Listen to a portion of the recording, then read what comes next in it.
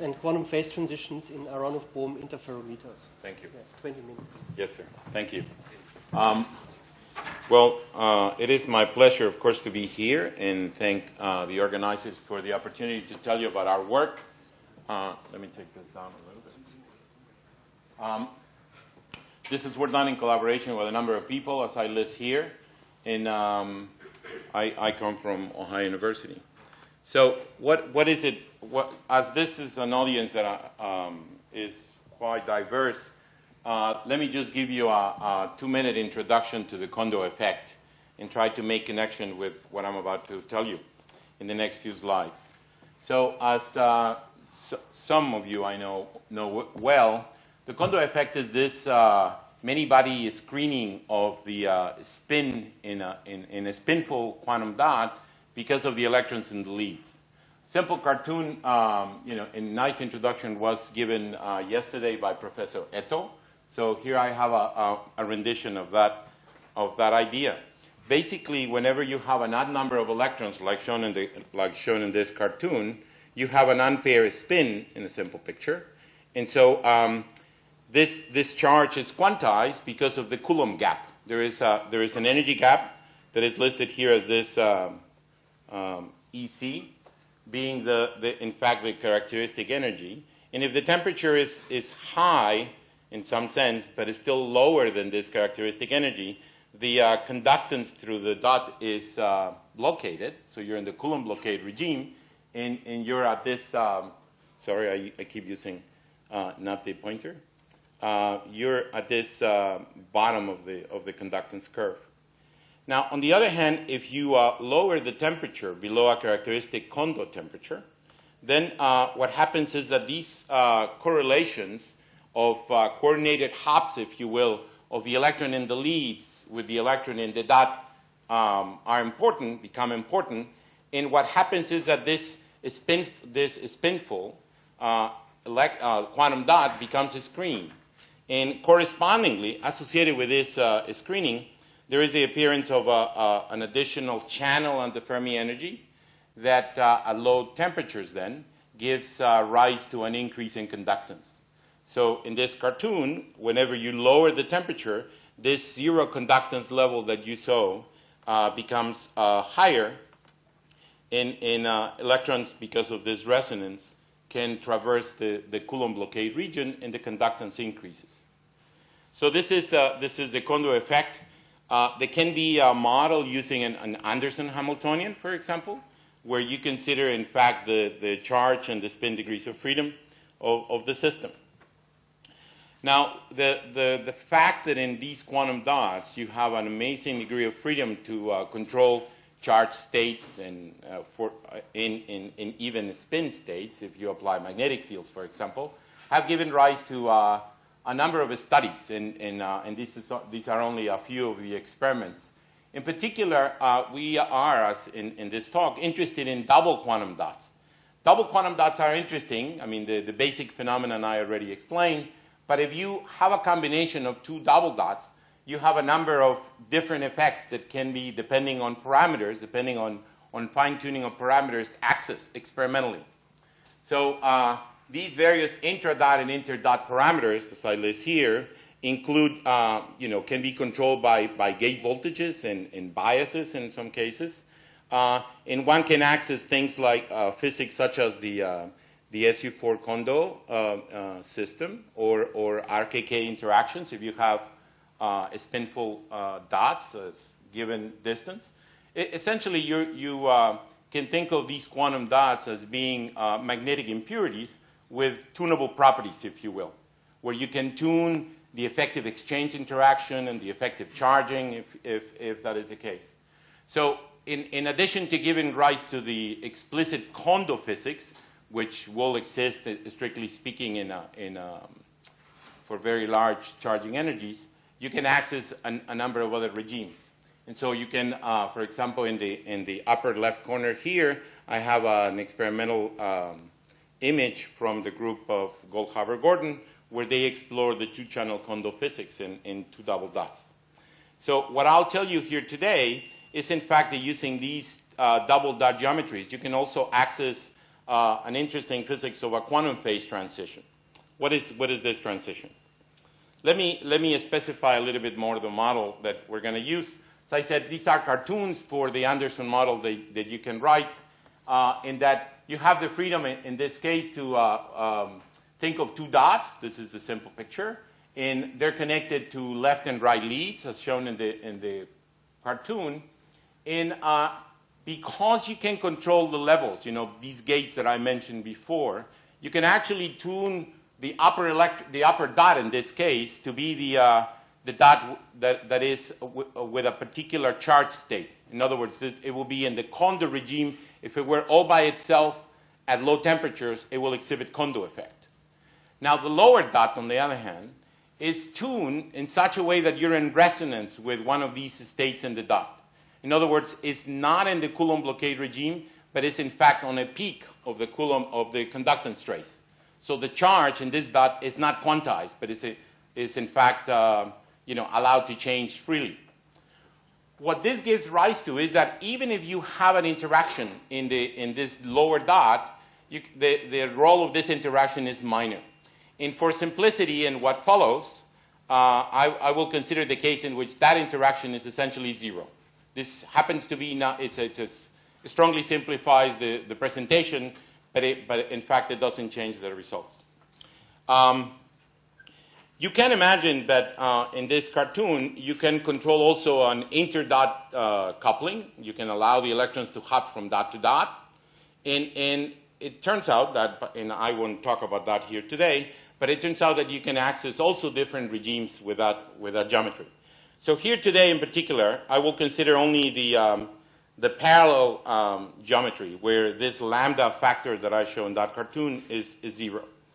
This is a technical slide just for the connoisseurs in the field that these calculations that I'm going to present the results of are done with a numerical renormalization group approach, which is known to be the most accurate characterization of this kind of physics. All right, and just also a technical point for those of you who are interested.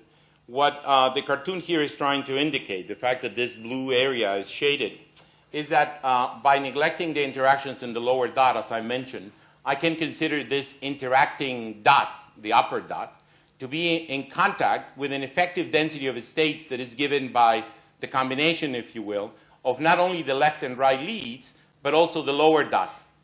And this seemingly, simple transformation allows us, first of all, to employ numerical renormalization group in a rather straightforward fashion. But also, it allows us to exploit this physics that I'm about to tell you. What happens is that depending on the various parameters that appear in the cartoon, V1, V2, and the lambda, for example, the position of the various levels, you can actually change the shape of the density of the states that the interacting dot sees. So the lower left cartoon shows an example of this delta OV, which is the effective density of a state seen by the electrons in the interacting dot. Why is this important? Now, once I know, once in NRG, I can actually calculate the corresponding local Green's functions accurately, exactly, right, numerically exactly, but no approximations done. Once you have this Green's function, you can calculate all the sort of the conductance of the system, for example. And here I have a characteristic example of the quantities that you can calculate. So this method gives you the flexibility to exploit all the physics with no approximations, and further gives you access to the experimentally accessible quantities. All right. So, as I mentioned, let me focus on the parallel dots, because this is the thing that I want to focus on today. It turns out that for this parallel dot geometry, the effective density of the states that appears happens to have a pseudogap. And a picture of that is shown up here in the upper right corner. You can see this is the delta function, this effective coupling that the interacting dot sees. And I apologize, but the cartoon on the left has actually switched the interacting dot to the bottom rather than the top. And so if you think of the lower, this interacting dot here on the left, it sees, because of the presence of this left and right lead and this additional other dot that is in a Coulomb blockade peak, sees an essentially gapped density of states at the Fermi level for the symmetric case, in the case in which the level in the dot is full is equally far from the Fermi level than the empty level, if you will. Now, in this symmetric case, turns out we're in the pseudogap, and correspondingly, there is no Condor effect. So here you have a situation where you have all the characteristics, if the interacting dot were connected all by itself to the leads, it will exhibit Condor effect at a sizable Condor temperature. Yet, the fact that these electrons can explore this neighborhood and, in fact, tunnel from left to right through this other dot actually suppresses the effective density of states and kills the Condor effect. You can think of this as an interference, essentially, between the sort of the many-body correlation that appears in the dot, that in the interacting dot, in the single particle light resonance that appears in the non-interacting dot. But bottom line is that it kills the Condor effect. Now, the appearance of a pseudogap in a system is kind of interesting in other contexts, because, of course, whenever there are strong correlations, say in high-temperature superconductors, for example, in fact, the density of states at the Fermi level is believed to be pseudogap. So have a gap or a density of states that vanishes at a point near the Fermi level. And so even though there is no long correlations here, all the correlations are local, arising from the dot, you can essentially mimic that physics. Correspondingly, the lower right trace shows the magnetic moment of this interacting dot, that because it sees no density of states to couple to the leads, in fact, remains with a magnetic moment that is not screened by the interaction, like by the characteristic correlations you will see in the Condor effect. So if I were to trace the magnetic moment as a function of temperature, which is what this trace is doing, you will see that it will remain finite. All right? You're in a local moment phase. However, if I move this dot away from the particle-hole symmetric configuration, namely, I move the level of this interacting level on the left, and my pointer, if it shows, this one, if I move it around, I actually go away from particle-hole symmetry. The pseudogap that it used to appear at the Fermi level now has shifted away from the Fermi level, and now I have density of states to couple to, and the dot, in the spin in the dot is correspondingly screened. In that case, I have a Condor effect, and the magnetic moment, as is shown in the red trace, in fact goes to 0, because it is perfectly screened at low temperatures as it becomes this effective singlet. So the fact that there is this transition gives you, as a function of position of this level, tells you that, in fact, there would be a magical value of this energy level where I can go from a Condor state, fully screened, long correlations, to a local moment with no correlations.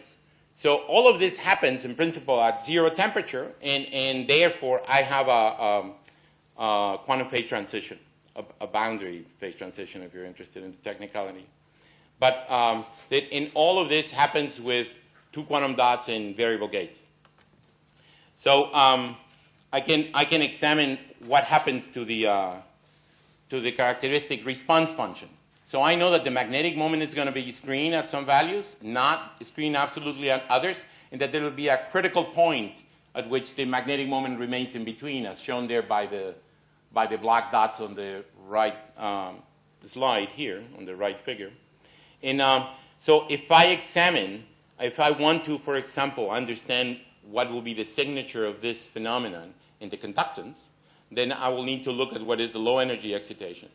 So I told you that the appearance of a Condor effect is accompanied by the appearance of a resonance at the Fermi level. And so now, in this system, this resonance appears not at the Fermi level. It appears a little shifted, but I can track it down. And you can. It turns out, and it's very important, that this peak, that depending on the characteristic value of this energy level, appears at a different energy, which makes the effect, in fact, stronger at finite temperatures. So one typical problem of quantum phase transitions that are predicted in pretty much any system is that they require, whenever you go to a finite temperature, the quantum phase transition signatures get softened or erased because, of course, you're going away from the critical point. In this particular case, you're also going away from the critical point, yet the signatures become stronger. There's a bit of a technicality why that is, but it in fact turns out to be the case. So the question is, all right, if I'm interested in looking at this quantum phase transition, how would I do it?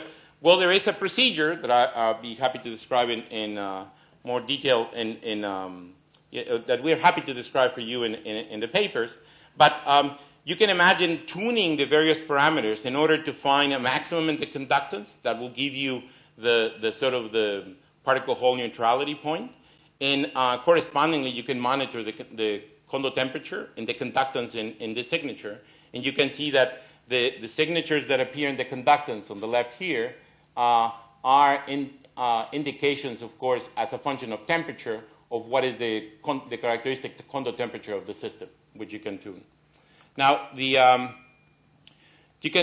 once you go into this particle hole symmetric situation, you can actually go into the critical point by tuning the other values. And one example is, in fact, the level at this interacting level. And you can see that the conductance, this is a repeat of some of the traces I showed before, the ones on the left upper corner. My mouse refuses to appear. There you go.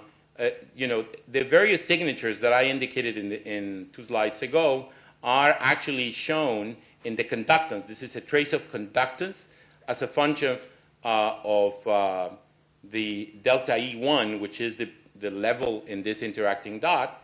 And you can see that there are these wings that, in fact, become stronger as the temperature increases. So I mentioned the signature of this quantum phase transition appears stronger at higher temperatures. Now, since this is the Aharonov-Bohm 50th conference, so the one obvious question is, I have a multiply connected path. The magnetic flux can be turned on. And what is the effect? Well, first of all, and I've written an equation there how it does, this effective pseudogap that I showed you before, here clearly amplified at low energies, is in fact lifted as you increase the magnetic flux, because of course, if one can understand this vanishing of the density of the states as an interference phenomenon, the application of a magnetic flux changes phases. Correspondingly, it lifts the pseudogap.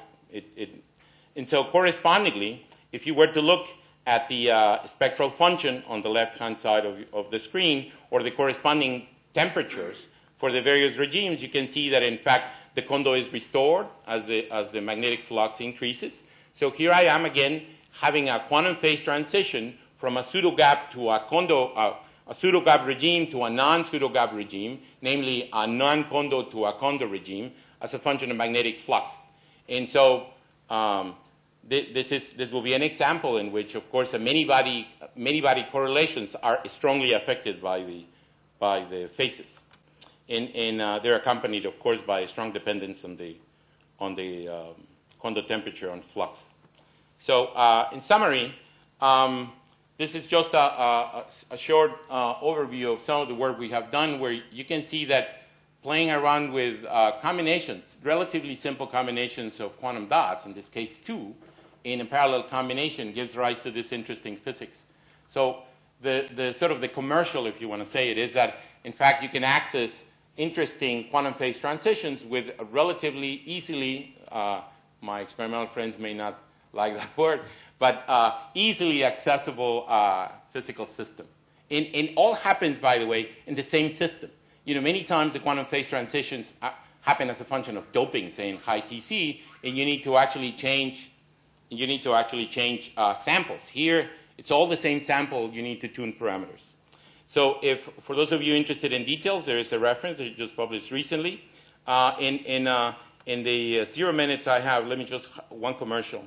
My colleague, Nancy Sadler, could not come, and she was supposed to give a talk yesterday. So since she doesn't, let me just say that, in fact, she wanted to talk about the suppression of the Condor screening by spin-orbit interactions in the presence of Aharonov-Bohm.